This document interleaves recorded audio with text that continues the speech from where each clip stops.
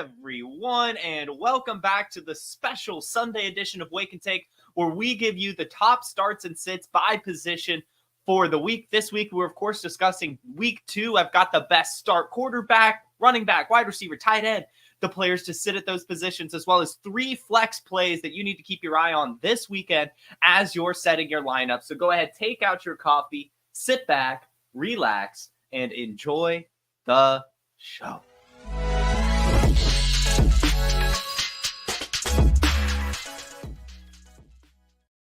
All right, and before we get into it, why don't we recap how we did last week? I would say we were pretty successful, had a few misses, but last week we told you to start Jaden Daniels, start Kenneth Walker, sit Joe Burrow, sit Jaylen Warren, sit Dalton Schultz, put Jamison Williams in your flex spot, put Khalil Shakir in your flex spot. Those were some home runs, guys. I mean, those were some incredible hits, I think. But some of the misses, I told you to start Evan Ingram. I told you to start Tank Dell. I told you to flex Chase Brown. And I told you to sit George Pickens. All of those were still meh. So I don't think you lost your week if you started or sat or flexed those people. I think that it was close enough, right? I mean, George Pickens gets the chunk plays. Chase Brown, that was just a weird game for the Bengals. And that was why I sat Joe Burrow. But I just thought that Chase Brown would be involved a little bit more as a pass catcher. Tank Dell almost had a touchdown. And I don't really know what went wrong with Evan Ingram, to be honest. But hey, had lots of good success on the starting side, lots of good success in general. So we're good. We're back this week. Again, these aren't going to be like, I'm not going to sit here and tell you, hey, let's start Jalen Hurts, let's start Patrick Mahomes. No, we're digging a little deeper than that. These are kind of the top-ish, middle-ish tier people that I think you could be getting away with sitting or starting. So you guys know how it is. Let's go ahead and jump right on into it. We've got the quarterback position, starting with the start of Matthew Stafford. I'm keeping Matthew Stafford in my lineups this week. I understand he doesn't have a rushing floor, but I love this matchup against the Arizona Cardinals. It's one of the highest point totals of the slate this week. And last week we saw Kyren Williams only average 2.8 yards per carry. Really did not look that good. And the other side, Matthew Stafford, he threw the ball 49 times last week. Him and Cooper Kupp are in 2022 form. They look incredible together right now. And I just think that this game should be a shootout, the Rams versus Cardinals, leading to a decent bit of passing touchdowns and production for Matthew Stafford. Last year, the 2 games he played the Arizona Cardinals since they're in division, he combined for 445 pass yards, 5 touchdowns, and only 1 interception in those 2 games. It was really great performances by him, and I think he'll be able to keep it up this week against the Arizona Cardinals. Go ahead and keep him in your lineup. So much passing volume on his arm. Him and Cooper Kupp again in 2022 form look incredible. Get Matthew Stafford into your lineup. And if you've got Trevor Lawrence, you've got to sit him. I understand that a lot of people out there right now are kind of fading the Browns, but that's the offense that's in disarray.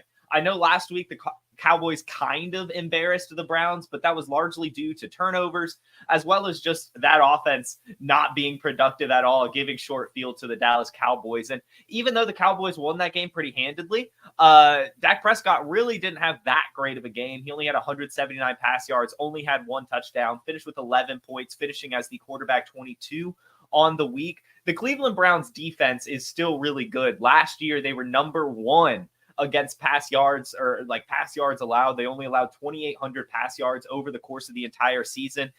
So it's tough to throw against these guys. It really is. It's tough to go against this Cleveland defense in general. They're very stingy. And we saw Trevor Lawrence struggle last week as well against the Miami Dolphins. Similar stat line to Dak Prescott. He finished as the quarterback 23, also with 11 points, 160 pass yards, and a touchdown. I think that this is another game where you should be keeping Trevor Lawrence on your bench. There should be some tough sledding for the Jaguars offense. And I don't think Trevor Lawrence is going to provide enough or should provide enough on paper to be warranting starting this week against that tough Cleveland defense. Basically what I'm saying is, until Cleveland's defense proves me on a consistent basis that they're bad, then I'm going to consider that they were just as good as they were last year. A lot of the same players are still there. It's the same scheme and everything.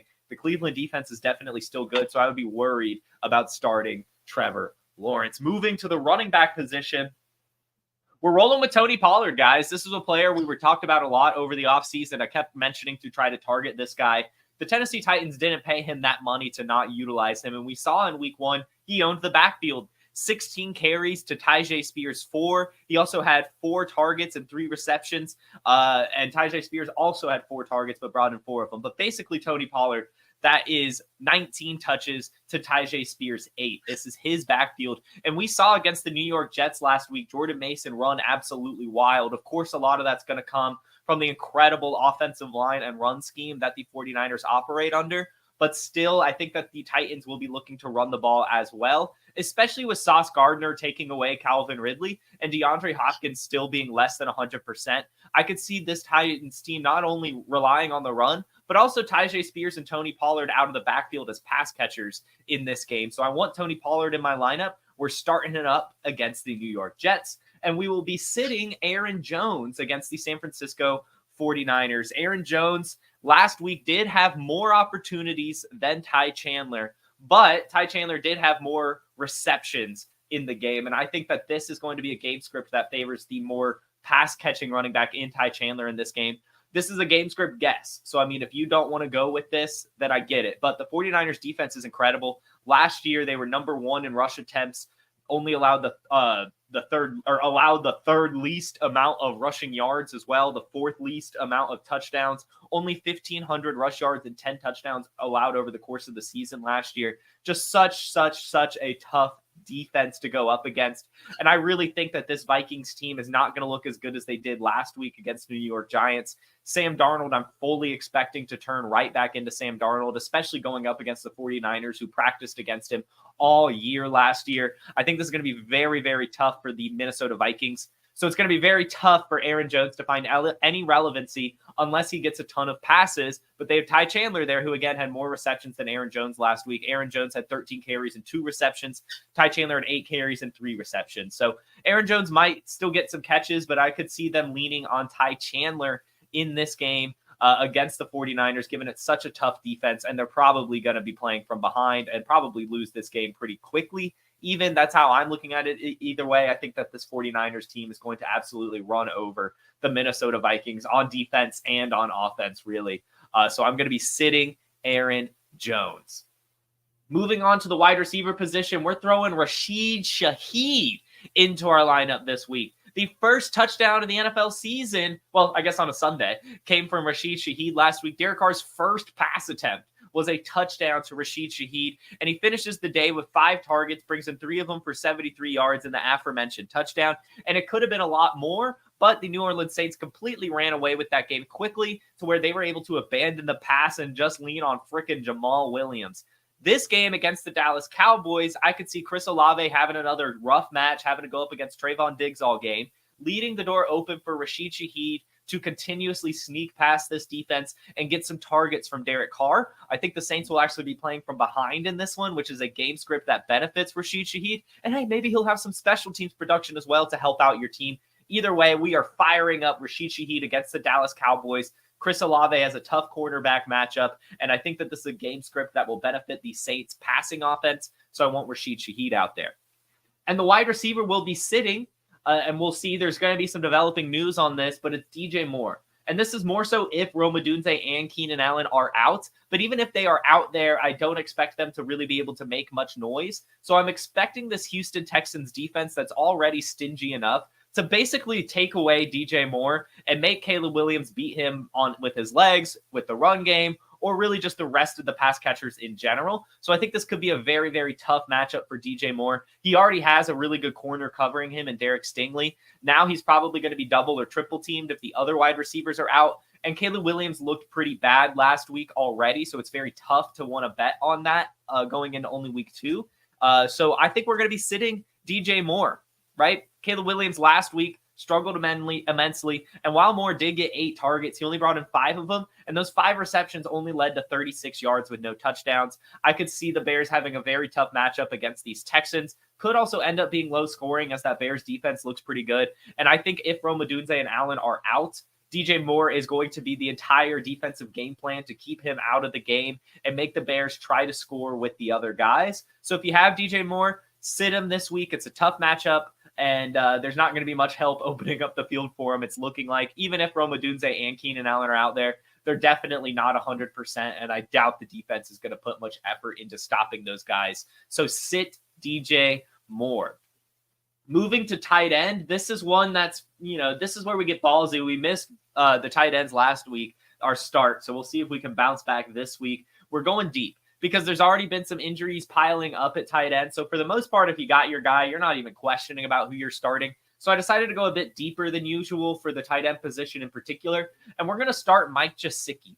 Mike Gesicki against the Kansas City Chiefs seems like a decent smash opportunity for him. With T. Higgins doubtful right now, I think that, of course, like we saw last week, the other pass catchers are going to be asked to step up. But given the Chiefs' defensive scheme and how stingy they are against wide receivers, I could see Andre Yoshivas struggling again and kind of leaving some targets available for the other guys. We saw Mike Gesicki last week have 4 targets, brought in 3 of them. The 4th target was a touchdown that he barely dropped, just didn't carry it through the ground. When he bounced up, he lost control.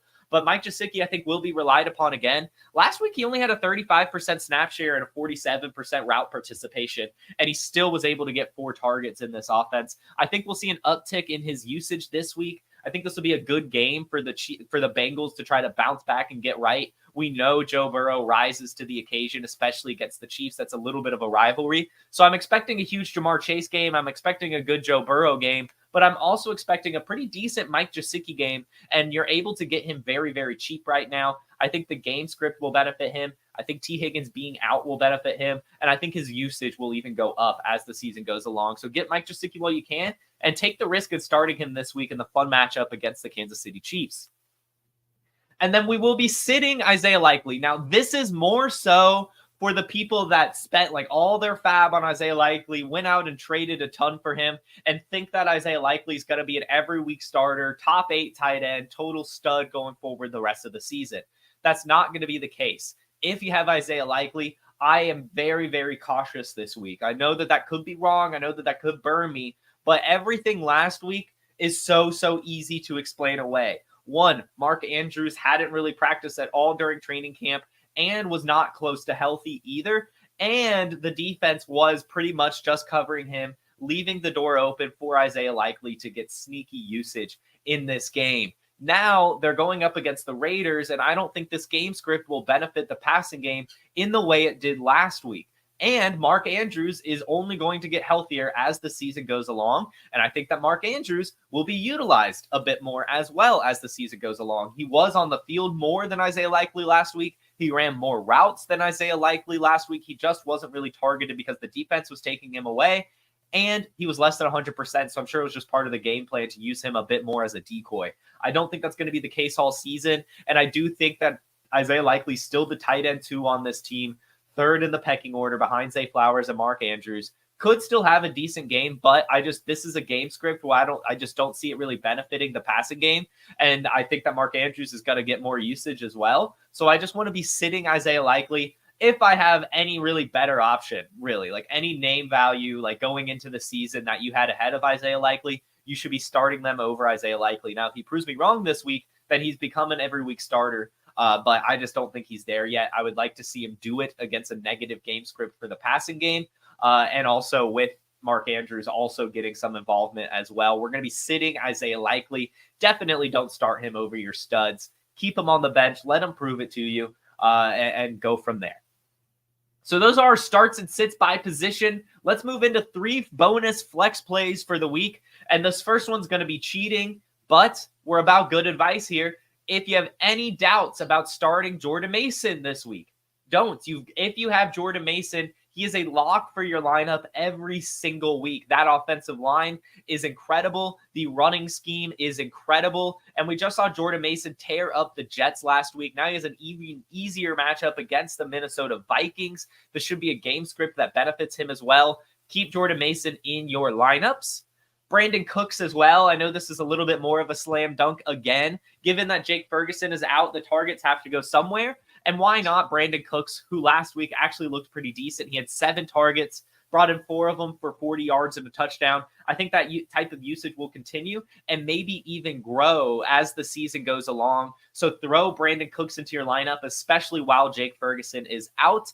And lastly, since the last 2 were such slam dunks, I'm digging deep for this one. And we're going to go with start Tyler Boyd against the New York Jets. I think that that'll kind of make up for the slam dunk choices, and we'll go with a riskier Tyler Boyd versus the Jets. We just saw Allen Lazard have 2 touchdowns and get utilized pretty handsomely in against the Jets last week, and Tyler Boyd fits that same kind of role. With Sauce Gardner taking out Calvin Ridley and DeAndre Hopkins playing on less than 30% of the snaps last week, he's clearly not healthy yet. And so I think that'll open the door for Tyler Boyd to get some usage. Last week, we saw a good amount of targets, not many yards, but he still was utilized in this offense. And I think that he will continue to be utilized in this offense, maybe be a sneaky flex play this week. Get Tyler Boyd into your deeper league flex spots if you have him, because I think he'll have a pretty decent game.